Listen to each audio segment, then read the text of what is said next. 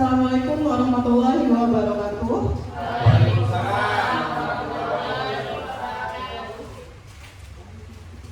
Yang saya hormati Bapak Kepala Sekolah UPTD SDN 5 Terpandan, Bapak Seno Wusono SPD, dan Bapak Ibu Guru beserta staf UPTD SDN 5 Terpandan.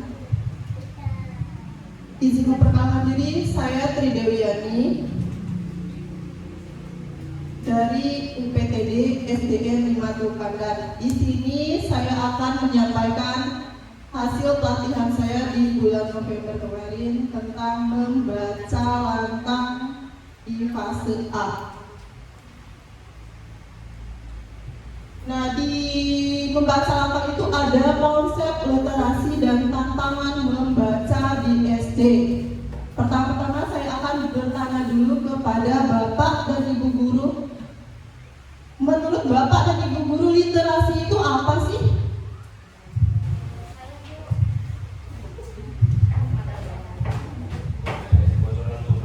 Terima kasih waktunya. Menurut saya, literasi itu adalah membaca di awal pembelajaran. Terima kasih. Ada yang mau menambahkan?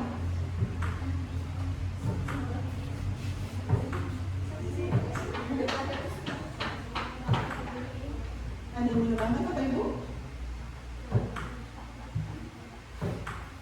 Oke.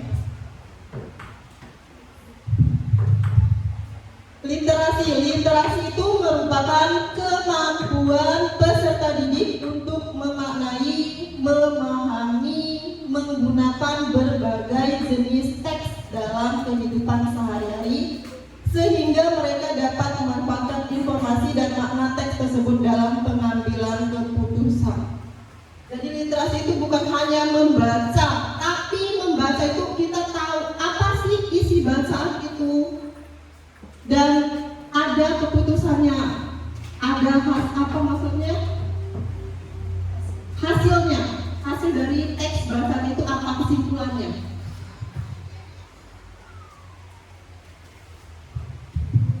Nah, sama ini kan literasi itu kan hanya aktivitas membaca dan menulis. Sebenarnya nggak cuma membaca dan menulis. Ini konsep literasi yang benar, keterampilan menyimak, berbicara, memirsa itu melihat, menyaksikan, dan menatap, mempresentasikan dan menampilkan sebuah gagasan.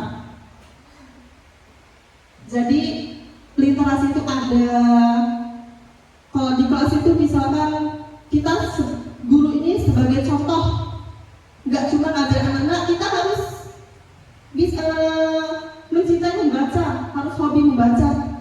Jadi kalau sama ini kan anak-anak ini kan susah ya Bapak Ibu ya untuk membaca. Jadi diawali dengan gurunya dulu memberi contoh. Setidaknya ada sebelum belajar itu luangkan waktu 15 menit untuk membaca dongeng. Kemampuan berpikir, memaknai, menanggapi teks, kemampuan mengidentifikasi, memahami, menafsirkan, dan berkomunikasi menggunakan berbagai materi dalam berbagai konteks, dan kemampuan memahami, menggunakan, mengevaluasi, dan merefleksikan berbagai jenis teks.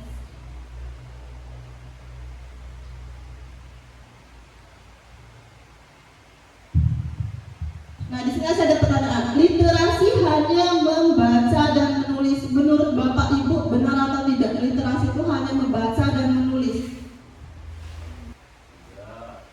Tidak. Kenapa? Menurut Bapak? Tadi sudah ada keterangan di atas tadi, literasi itu kan tidak ada sekedar membaca dan menulis, tapi mampu mengartikan teksnya, gitu. Mampu merefleksikan arti dari teks yang dibaca, seperti itu. Jadi tidak hanya membaca saja, tapi mampu menjabarkan apa sih makna teksnya, gitu. Terima kasih Pak. Ya benar, literasi itu tidak hanya membaca dan menulis dalam arti sempit, namun di dalamnya termasuk kemampuan memahami bacaan.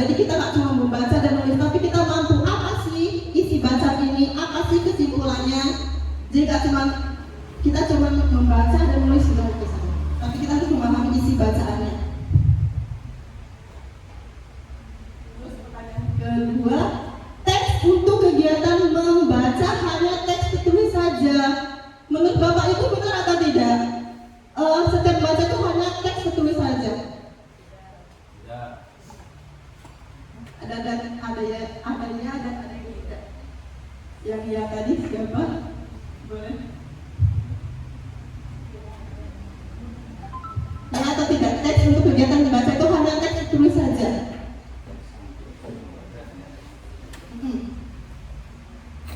Setuju atau tidak? Karena baca itu kan baca yang tertulis ya. Yang membaca itu memang yang tertulis, Mas.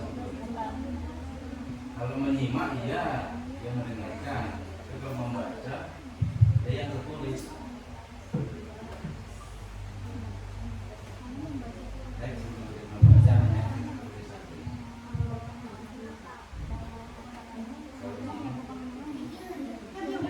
Kan dia membaca nih, apakah harus tertulis saja atau ada media lain? Kalau membaca itu memang tulisan sih, cuma kalau dia di situ konteksnya itu pertanyaannya itu literasi, tidak jawabannya. Tapi kalau di sini konteksnya membaca, berarti dia harus tertulis. Gitu. Kegiatan membaca itu kan literasi gitu Pak? Kalau literasi Nah, berarti tidak. tidak. Tidak. Jawabannya. Ini judulnya literasi berarti ya. Iya. Oh. Nah, ya benar, kurang tepat karena saat ini bahan ajar dan media pembelajaran dapat berupa multimoda seperti teks, gambar, video atau audio. Jadi literasi itu nggak cuma di buku aja, bisa dari video, kita menampilkan video, misalkan dongeng.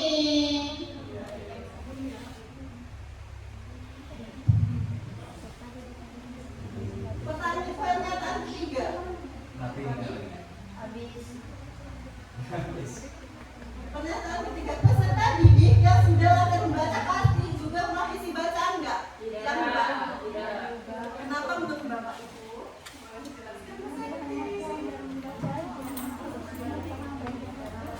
Coba klik satunya kemarin.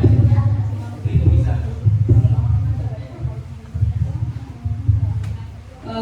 Menurut saya tidak, karena dalam membaca itu belum tentu anak itu bisa memahami isi bacaan.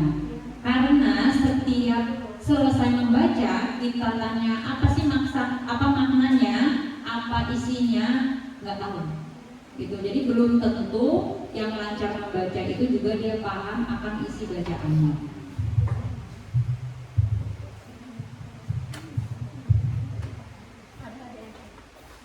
Ya benar. Pernyataannya itu tidak sesuai dengan literasi karena sejatinya pemahaman terhadap makna kata dan model ini akan mudah diperoleh anak berikan dengan aktivitas bercakap-cakap, bertukar pikiran, bermain, bersosialisasi dan berinteraksi dengan lingkungan. Jadi belum tentu anak yang bisa membaca itu dia memahami apa sih isi bacaan itu. Masih ada pernyataan keempat. Program membaca di sekolah bisa menggunakan buku apa saja. Bisa asal nggak sih Bapak Ibu kalau kita program membaca itu bukunya apa saja? Bisa. Ya, program membaca literasi cuma yang mendidik ya. Bukunya harus yang mendidik. Dia nggak semua bisa karena ada buku yang tidak mendidik. Jadi kita buat literasi anak itu harus buku yang mendidik, nggak semua buku bisa. Nih, pemilihan buku yang ramah anak, mudah dicerna dan sesuai kemampuan siswa menentukan kemampuan program membaca. Buku-buku yang mengandung norma dan hal-hal begitu penting. Jadi nggak semua buku itu bisa digunakan untuk literasi.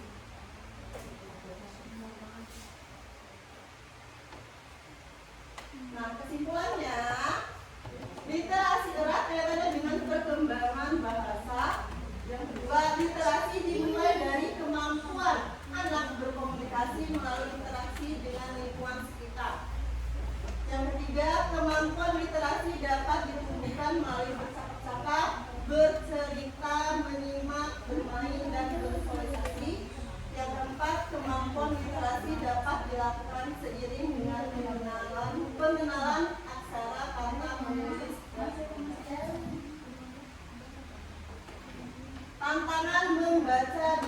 SD. Mengapa membaca penting? Menurut Bapak Ibu, mengapa membaca itu penting?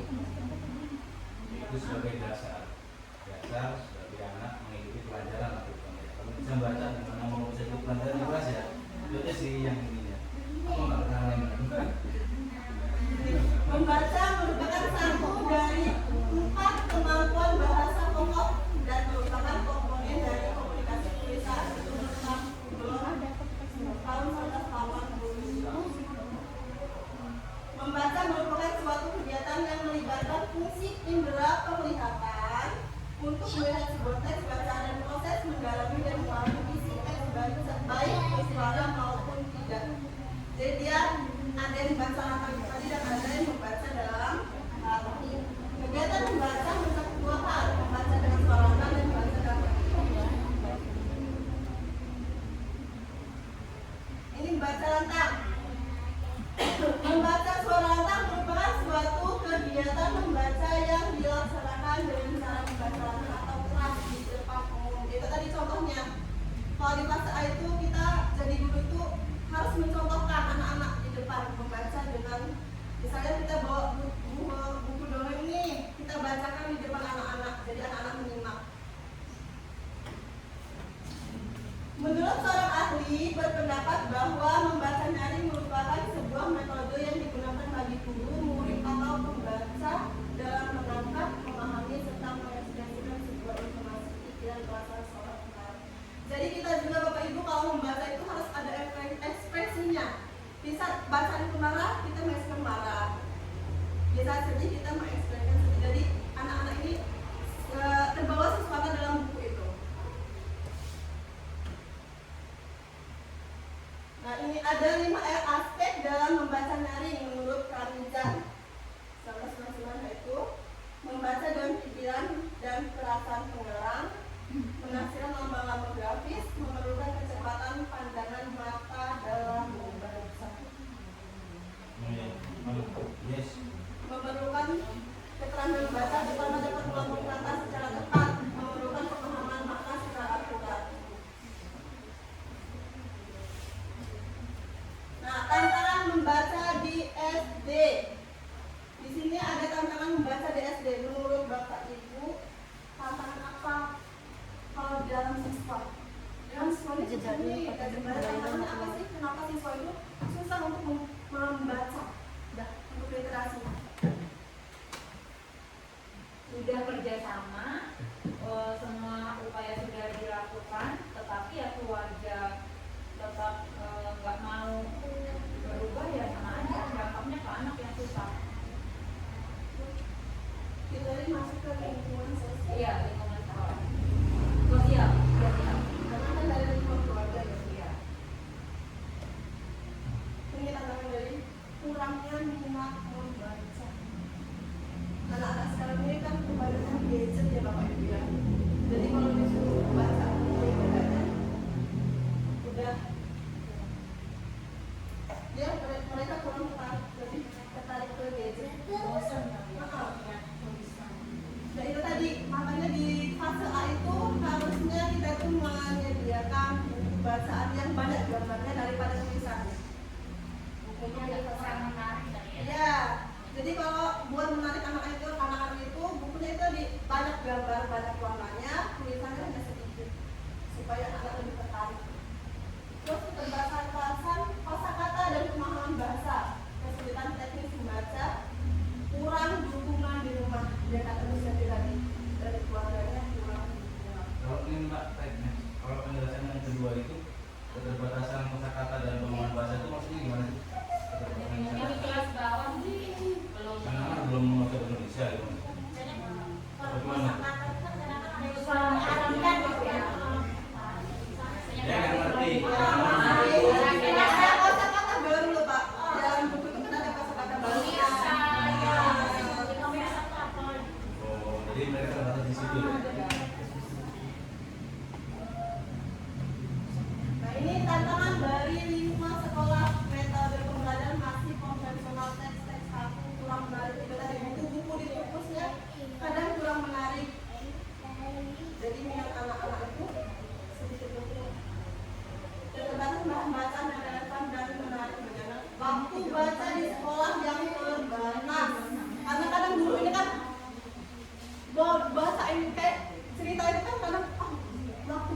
aja kurang. Jadi waktu baca di sekolah itu terbatas. Sebenarnya disarankan anak-anak itu ada di luangkan waktu 15 menit kita dapat dibaca atau dibawa ke perpus buat literasi. Sebenarnya harus diluangkan ada waktu. Ya ini dari dulu memang ya apa namanya jadwal untuk literasi 15 menit sebelum pembaca nggak ada. Itu ada. Berarti harus diterapkan lagi.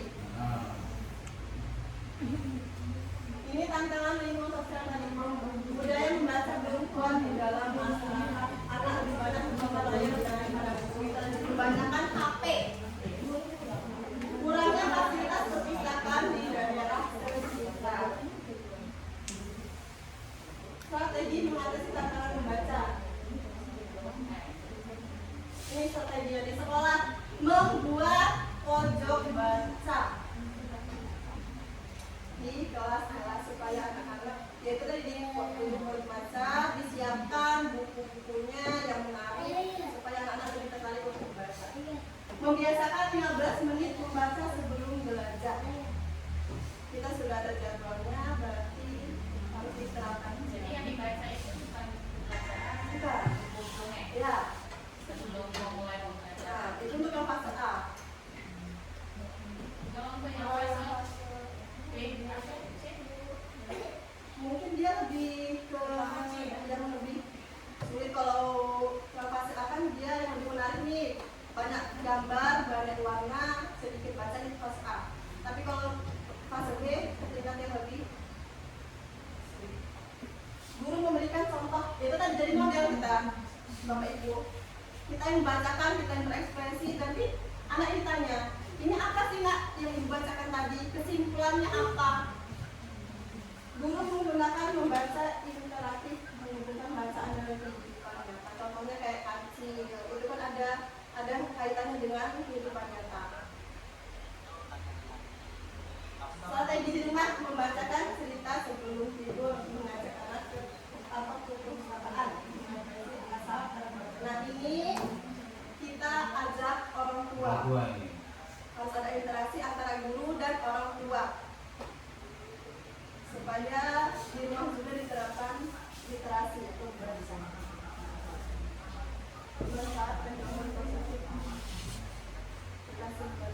Mengajak anak membuat review atau berita digital dari buku yang dibaca. Ini kaitannya peran guru dan orang tua. Guru sebagai motivator literasi bukan hanya pengajar bahasa. Jadi kita harus memotivasi anak-anak untuk membaca atau literasi. Jadi tadi sebelum 15 menit pembelajaran harus ada literasi dan lebih dahulu. Terus orang tua sebagai model membaca di rumah, kolaborasi antara sekolah dan keluarga, antara guru dan orang tua tadi. Harus ada kolaborasi supaya anak-anak terbiasa untuk membaca. Tantangan membaca bisa diatasi kalau semua pihak terlibat. Itu tadi antara guru, anak-anak, orang tua. Akhirnya perubahan besar selalu dimulai dari langkah kecil. Mari kita jadikan anak-anak kita bukan hanya bisa membaca tapi juga mencintai membaca. Sudah? Ada yang Terima kasih.